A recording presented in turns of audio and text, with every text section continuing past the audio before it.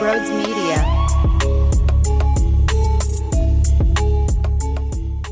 Very uninspiring.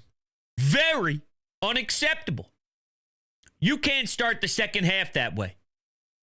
There is a reason why a lot of us have had trouble buying it. It's because of nonsense like this. I was happy for about maybe 8 seconds during these 3 games. 8 seconds total.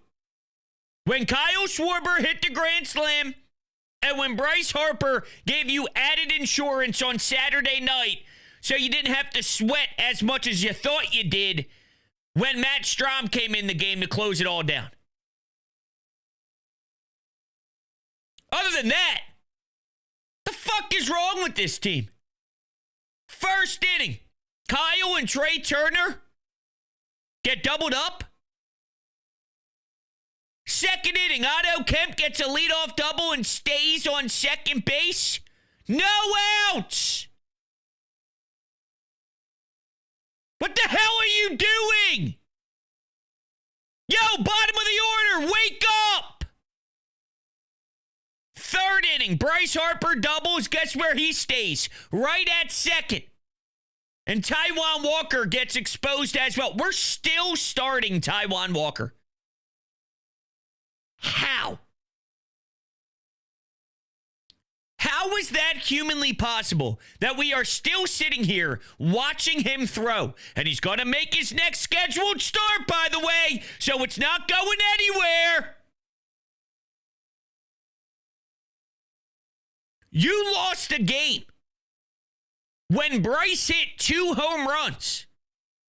Why? Well, Luzardo's getting shelled again. We need MVP Bryce. But the scary part is, it looks like we're getting it, and you're losing series to the Los Angeles Angels. So now, the concern is, when you have the special elite superstar, you're so flawed that it's irrelevant. Yikes. I don't know what to expect from Ranger either. Was his rough start just a product of being human and having some extra time off and throwing him out of rhythm? Or are we getting the second half of Ranger Suarez? His next start will be very, very telling. But that changeup, the mislocation, the left side of the plate, 8 feet off the plate. The only person he can ever strike out, if that's the case with that piss poor location, would be Nick Castellanos. Everybody else, let me take my free passes, or let me get a single, multiple hits off of them in a row. And here's what I'm not going to do. I'm not going to blame the ump behind the plate. Because with that at-bat with Mike Trout, there was a 3-1 pitch. Pitch 5 in the sequence, in my opinion, was a ball. The ump called it a strike.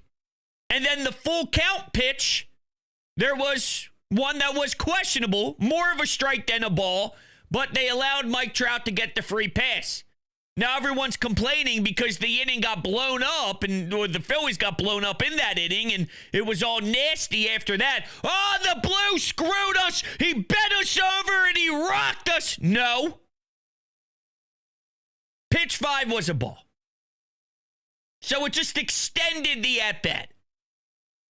But the end result was what the end result should have been. And shame on me, by the way, for just minorly throwing in the double play with Kyle and Trey on the bases. That is dumb baseball. Dumb baseball. Never seen a dumber baseball team in my life than this baseball team when it comes to running the bases. You know, Nick knocked in Bryce in that inning for the Phillies to take a 1-0 lead. Could have been 4 rip, right off the rip. Instead, game gets closer than it needs to be for a while there. What are we doing? What are we doing? allowing back-to-back bombs. Taiwan can't sniff a decent outing. In game one, I'm watching the bullpen and Tanner Banks leave one. Right in the sweet spot of the zone. That gets taken out of the ballpark. For a while there, the Angels are out slugging you. Sad. Just absolutely sad. Now what? Well, you got David Robertson. Woohoo. The 40-year-old savior. We'll see. Worth the risk? Yes, unfortunately. You are leaking that much oil all around your roster that bringing in a 40-year-old guy who is hanging on for dear life is worth the swing. We'll take a big swing on it and see what happens. Here's what can't happen. This can't be your thinking. Okay, now that we got David Robertson, we can apply pressure to go get a bat. No. It's another bullpen arm and a bat, and they both need to be of value. You're in a bad spot. See, what happens is when you lose this ugly, the screaming turns into, you must go do something now, Dave, to fix this. I go, ooh, I don't know if you can even fix this. And I don't believe in any of these prospects because, quite frankly, Stott and Bohm were the prospects that I believed in last, and I'm getting burned big time. Stott can't even get in the lineup consistently over a utility player in Edmundo Sosa. Bohm hit the IL, and I have no idea what to expect from him whenever he does return with that fractured rib, because last year, when he was actually performing at a high clip, he returned from an injury and was a shell of himself, let alone a season where he wasn't even an all-star, he wasn't even at the top of his game, and now he's going to come back from fractured ribs, which I believe there was a misdiagnosis involved, because he got hit by a pitch before the all-star break. And now Rob Top's like, oh, yeah, we got some stuff done. And, well, we were playing San Diego, but we didn't see anything. And we thought maybe he'd be okay. And then he took a hack in this series. And things look bad. And now he's hitting the IL. Or you didn't do the proper steps in San Diego. You didn't do the proper steps before the All-Star break. That's my guess. If I'm going out on a limb, I'm saying they were not prepared to actually diagnose Alec Bohm the right way. But now you're playing auto chem. Look, even here's what's crazy. Max Kepler can't get in a game when it's bases loaded, Johan Rojas up against a right-handed pitcher. So Romano can't pitch ever unless it's the fourth inning or fifth inning. And Max Kepler can't get in over Johan Rojas with the bases loaded against a righty. So now Dave Dombrowski has to find a Romano, find a Kepler, and then also do what any team would do when they're in the fight and in the mix at the deadline, and that's get talent. So he has to do his job in the offseason at the deadline and then do the traditional deadline move. Physically impossible. Physically impossible. And that's what scares me about this whole thing. Not that giving up players is going to scare me because now Justin Crawford or Aiden Miller or any of these guys are just going to be flat-out studs because no Phillies prospects are flat-out studs. I'd feel better about it if, let's say it's Brent Rooker who signed for a long term and you have stability with him for a while. Guys that have a lot of team control, then it's not just about the right now and we're going all in and we're pushing our chips in the all-in basket for this season and this season only. It's we're building to continue success with a Brent Rooker, with a Mason Miller. I'm just using those names as an example. I don't believe they're going to go get a bigger fish until I see them go get a bigger fish. I think they're just going to get a nice player or two. Because I'm listening to John Middleton, and he sounds like a loser. John Middleton spoke. We got audio of it, and I'll play that for you in just 1 second. But it reminds me of when Dave Dombrowski spoke after the NLDS, when the fan base was hurt, when the fan base was broken, when the fan base didn't want to hear any BS, and Rob Thompson and Dave Dombrowski are like, oh, you guys are clueless. We're in a great spot. Look at our foundation. Look at how strong we are. We're going to be okay. We just got to get hot at the right time. Don't you worry about it. And we're going, what? You're the biggest fraud in history. We're not stupid. Are you seriously trying to piss on me and tell me it's raining? Go scratch. Go screw off. That's what I got out of John Middleton, and you'll hear from him in 1 second. First, though, let me tell you about Emilio Cigars, because there's only one cigar to smoke on this planet, and that's an Emilio cigar. Whether the Phillies win or lose, I am out back on my porch, and I am relaxing on a summer night, and I'm taking every single puff I can, just enjoying the outstanding taste. It's the best thing to ever touch my lips. Some old school roots, some new school attitude, locally owned, third generation, made at the Fabrica Oveja Negra in Nicaragua. So it is as real as you possibly can get, baby. Emilio Cigars. And this is what you're going to do. You're going to hit the link down below in the description, which will take you to their website. And with the promo code BRODES10, you will get 10% off your entire purchase. And you can also go to your local tobacco shops and say, hey, you guys got Emilio Cigars? And bada bing, bada boom, they'll hook you up as well. So a couple of different options. You will get the 10% off with the promo code. Do not be a fool. Join me today and join the Emilio Cigar family. I truly do love it. Gave some out to my family. Obsessed. Obsessed. I'm getting texts every single damn night. Yo, Brodes.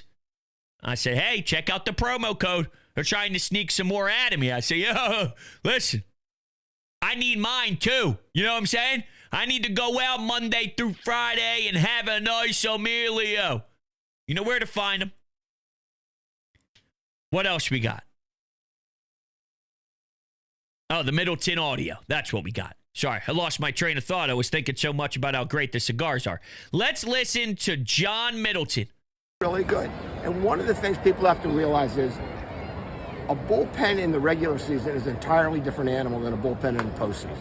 If you go back to, I was talking to Dave about this about a month ago, and he said, John, and I think it was 06 when the Tigers, which he was running, played the Cardinals. He said, the Cardinals bullpen was very mundane, very average. He said, we weren't concerned about it at all. And then they put Adam Wainwright in the bullpen. And overnight, it turned into a really, really good bullpen. And so you think about it, we only need 3 pitchers, and we don't need our 4th pitcher until the 4th game of the division series, right? So you need 3 pitchers, and everybody else goes to the bullpen.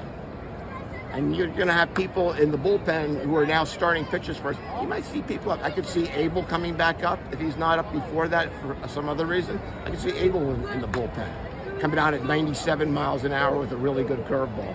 Painter might be up here the same way. So you never know.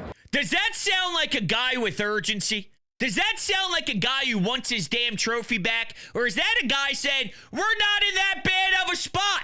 Now, for a while there, I was selling, hey, you can find internal fixes. I think you can get better than where you are. But I don't think you can be good enough to win a championship by bringing in Mickey. Like, okay. Think about the 2022 team. Think about last year's bullpen, even though they blew up in the playoffs, just the difference in mindset on a day-to-day basis. Are you telling me you're going to face, hypothetically, the Mets in the NLDS next season, and here's Juan Soto, Pete Alonso, Francisco Lindor, and any other of those other people I despise coming up at the dish, and you got the 7th, the 8th, the 9th. These are the guys you got to go to. Hey, Mick Abel. Come on, man. Like every night, though. You know, not once, not one time. You're going to need him to do it 7. Just saying, right? You're gonna need him to do it 7 times. Whether it's against the Mets or it's against the Mets and then the Dodgers, right? These are the teams that we're talking about having to go win a championship. I like what Mick Abel has done, especially once he went back down to the minors. He's still kicking ass and he's doing his thing and he's controlling what he can control and he's, not hanging his head and crying and pouting. He's putting up good numbers in AAA. But again, I'm trying to win a World Series. Like, I took a phone call last night. I did Final Out on WIP after the second game, the game they won.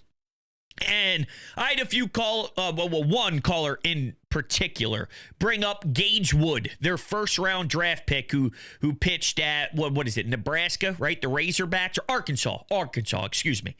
And they're like, oh, man, he's got the personality. Bring him up there. He's going to be fiery. He's going to be great. And I think to myself, all right. I appreciate thinking outside the box. One, think about how desperate you have to be if you're trying to bring him in now. 2, we're talking about Gage Wood.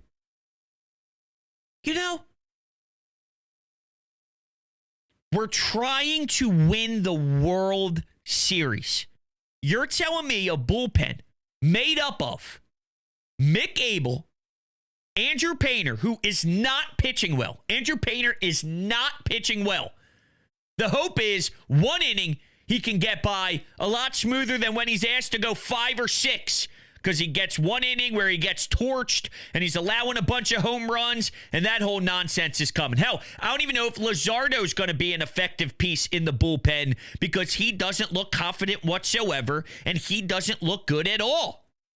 So you're telling me to win a World Series, Mick Abel, Andrew Painter, Luzardo, and Gage Wood with David Robertson at 40 and Orion Kirkering, and that's how you're going to go about that. That's not winning a championship. So John Middleton telling me that they can fix this thing, that's scary. Because that's either John Middleton really believing it or it's Dave Dombrowski brainwashing John Middleton.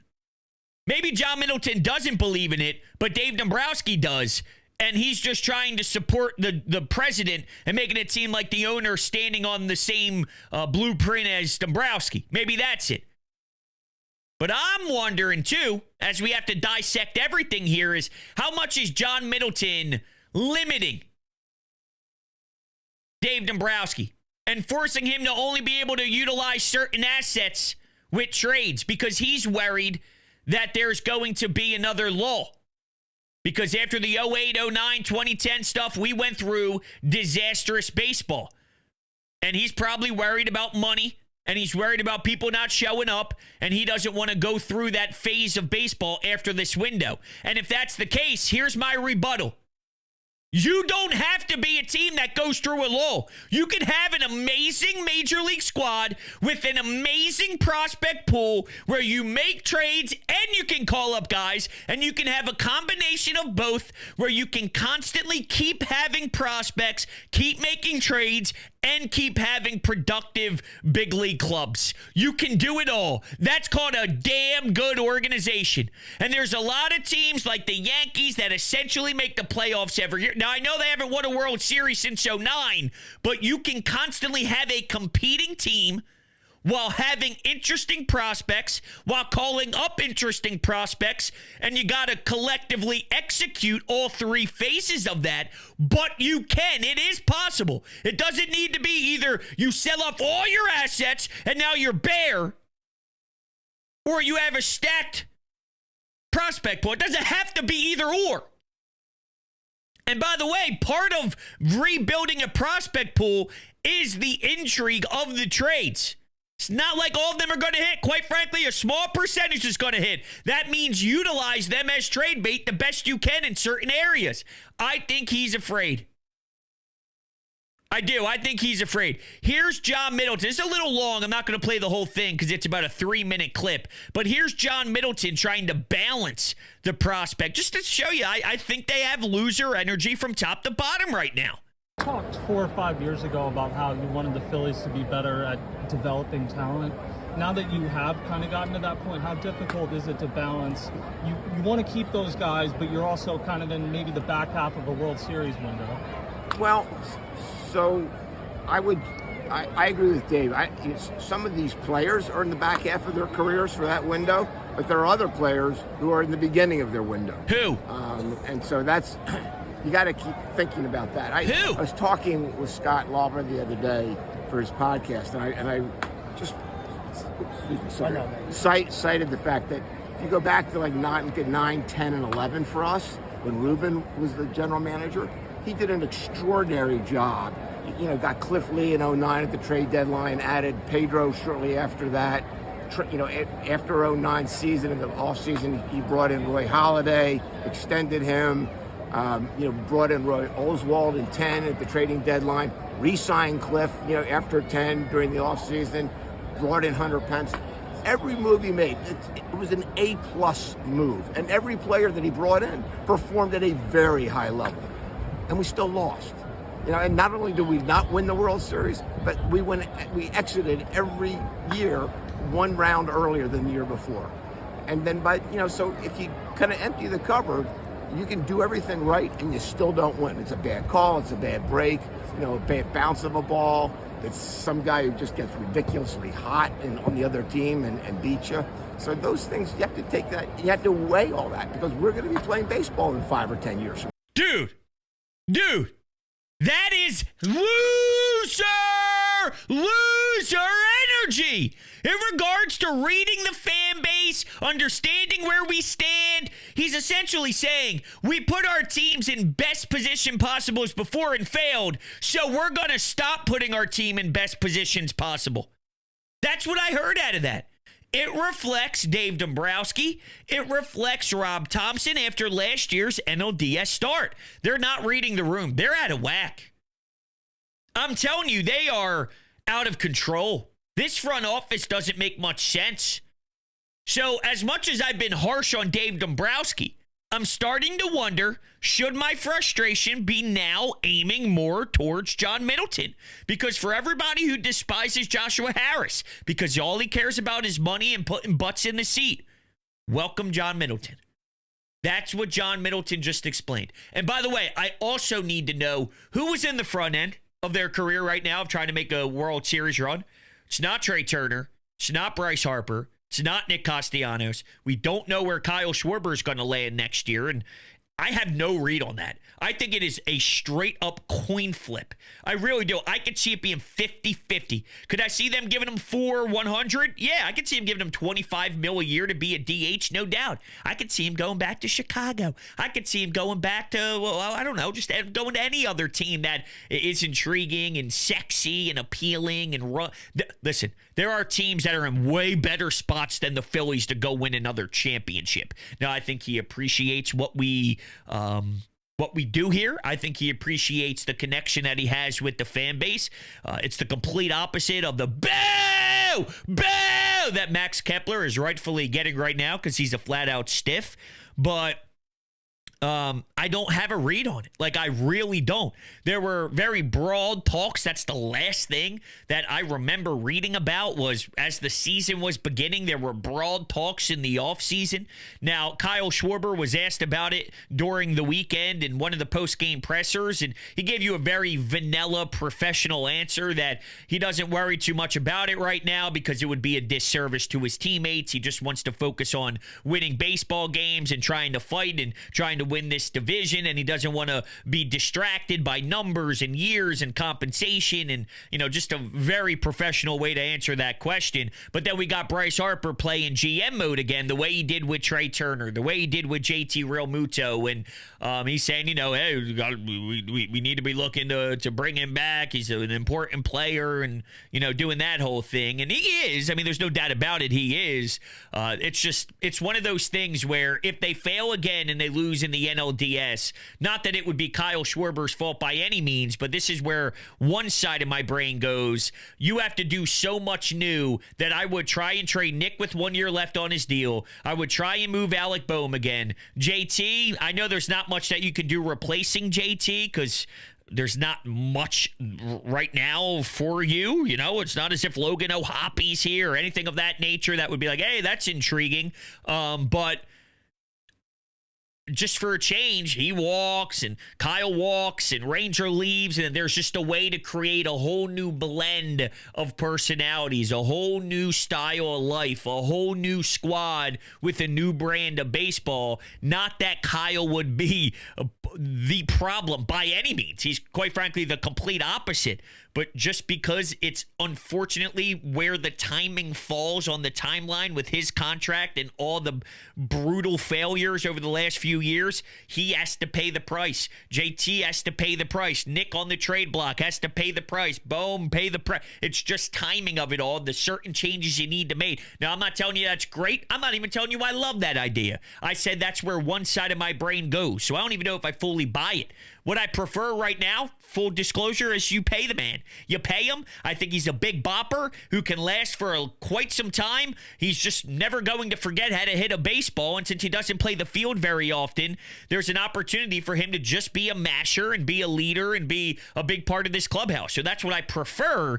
But I also know that what I can't do is run anything similar back again because I hate this team. I do. I dislike this team very much. I really despise this core as a whole. And I love Kyle. So again, it's not even close to Kyle being a part of the issue. It's just I don't know what you can possibly do because you're going to be very limited, and maybe that's a route they take for a shakeup. And that could be a huge miscalculation because he helps you significantly more than he hurts you. So it would probably be a miscalculation. But this organization doesn't make great decisions right now. That's also a big part of it. I made a great decision, though, when I utilized Green Lawn Fertilizing and went to the experts because I had no idea what I was doing with my lawn. So listen up to me right now. If you were like me and you didn't do anything with your front lawn and your back lawn and you were a new homeowner or you still are very new at homeowning and you're just like, I have so much on my plate, I don't have time to take care of it the way I would like, and it's not as green as it needs to be, and I need help. You go to the experts at Green Lawn Fertilizing, who are the best in the market in New Jersey, Pennsylvania, and Delaware. And right now, if you sign up with the link down below in the description, it'll tell them that Brodes sent you, and you will get 50% off your first 2 treatments. That's 50% off your first 2 treatments. A couple of people who listen to the show have reached out to me and recently thanked me for giving them the opportunity to work with Green Lawn Fertilizing. They sent me pictures of their lawn. They're like, bro, this is where it started. This is where it is now. And I seriously can't thank you enough from the bottom of my heart, showing me all about what Green Lawn Fertilizing provides. And I saw some of your social media clips because I put out some videos over the last few months, and I was showing you the progress of all the treatments, and they fell in love with it, and now they're thanking me for giving them the opportunity. I said, don't thank me. Don't thank me. It's all the greatness of Green Lawn Fertilizing. So make sure you get started today and click the link down below. All right, let's take a couple of Anytime Hotline calls. Let's start things off with Sean.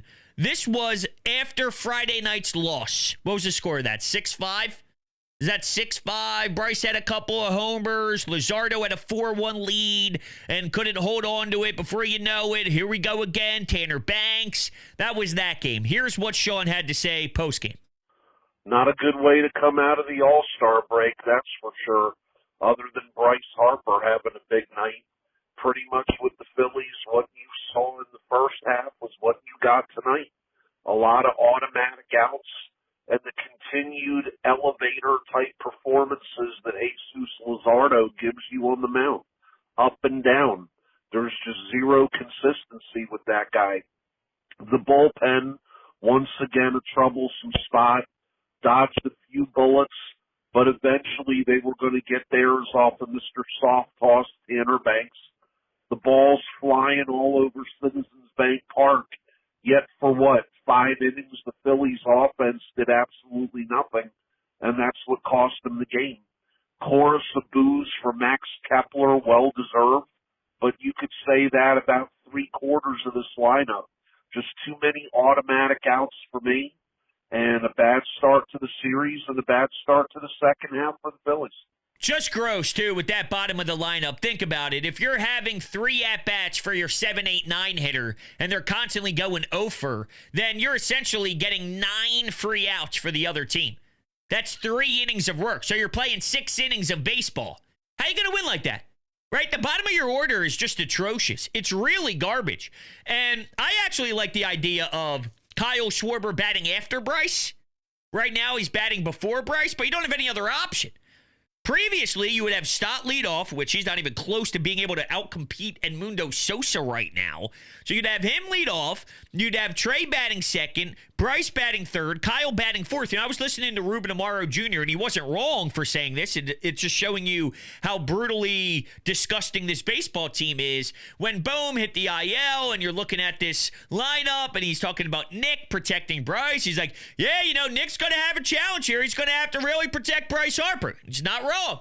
But I'm thinking to myself, we're now at the point where it's like, hey, Nick, put on your big boy pants and defend Bryce.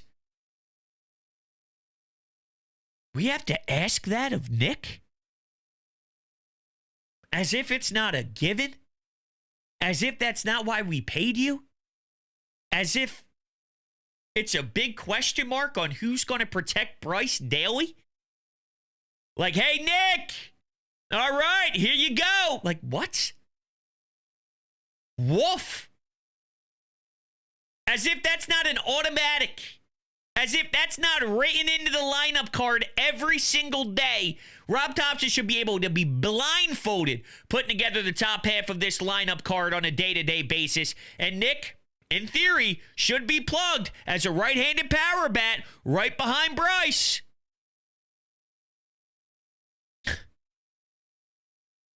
Unreal. Let's go to Amadeo. Before I get into anything about this godforsaken team, the call to Mike Trout, that was a strike. The 3-1 pitch, that was a strike. If the ABS system was in Major League Baseball, technically, that still would have been a strike. It's Don't care. Strike zone. So Don't care. That is the only thing I would criticize about what Don't you care. say, Hunter. Don't care. But Don't care. I digress because Don't care.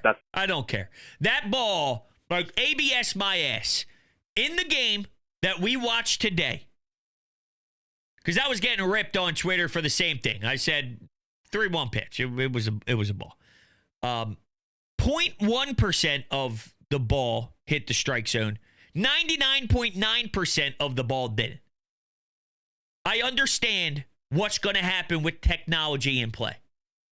I'm telling you, with where we are now in baseball, the umpire calling that a ball is not even close to being egregious. It's not even close to being egregious. Not even worth your breath to complain about the ump based off of where that pitch was. I mean that. And I'm the first one to jump on these umps when they suck and throw them in jail for a year or not life. That pitch, you're crying about that when Ranger Suarez is pitching that poorly, when he's walking that many guys, when he's getting beat up, when Luzardo hasn't been able to be effective in game one. I got other worries. That pitch wasn't good enough. It wasn't good enough. I mean, it was a ball. I thought it was a ball. Thought it was the right call. Not even the most important thing. Ranger Suarez stunk today. Instead of complaining about the umpire with the strike 3 call or the lack of a strike 3 call, I would preferably complain about don't load the bases to the bottom of the lineup. Now we're to talking. Get yourself into that situation. That's the thing that bothers me more than the lack of a strike 3 call, whatever it is, because Ranger Suarez put himself into that situation. And you did not need this version of Ranger Suarez. And once again, the velocity is down. I don't know if he's dealing with something, blah, blah, blah. That's why I get so scared to extend him because of all these injury situations possibly with Ranger. But I also digress on that point. I hate watching this team. Your lineup is a black hole after batter 3 or 4. And it sucks because Bryce Harper looks like he's starting to find himself with the power because he's getting extra base hits and home runs consistently now. And that's not even enough. It used to be enough for this team. Kyle Schwarber being Kyle Schwarber, Bryce Harper being Bryce, it's not enough. No, it's not. It's not at all. And yeah, it's a shame because I should have been able to appreciate Bryce Harper. This has been great. Like, this is the vengeance Bryce Harper. This is the vicious Bryce Harper. This is the scary Bryce Harper. This is the serious MVP superstar level of Bryce Harper. His violence and his swing is back. It is really fantastic. Doesn't even matter. And I could just smell it from day one that this team didn't do enough. And here we are now, you know? And for a while it was, you got to give them a chance and look at where they are in the division and look at how many wins they have and this and that. And I go, I know, but I watch every game. Something is not right. And it was so glaringly obvious that something was not right with this group. And they're telling you right now, by their play, you're right, Brodes. You're right. I hope they can create a spark at the deadline that's big enough to save this thing. But until I'm shown what that is, it's hard for me to believe it. With that, that's going to do it. Thank you all so much for hanging out with me. You guys are fantastic. I really do love you and appreciate you. And I will catch you all on the next one.